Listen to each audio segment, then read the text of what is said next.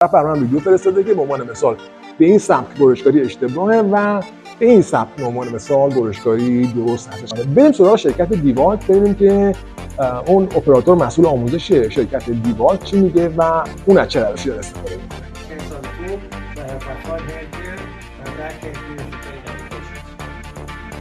همونطور که داخل ویدیو دارید تماشا میکنید، مدرس شرکت دیوالت با دست راست دسته کمکی و با دست چپ بدنه دستگاه رو گرفته و به این شکل توصیه میکنه کار برشکاری رو. خب دوستان عزیز، اگر شما هم تجربه‌ای دارید که مطمئنم همتون تجربه دارید در این زمینه، نظرات خودتون و تجربیات خودتون رو زیر این ویدیو بنویسید تا دیگر دوستان هم از تجربه شما عزیزان استفاده بکنن. امیدوارم هر جایی که هستید خوب و خوش باشید. تا برنامه آینده، خدا نگهدارتون.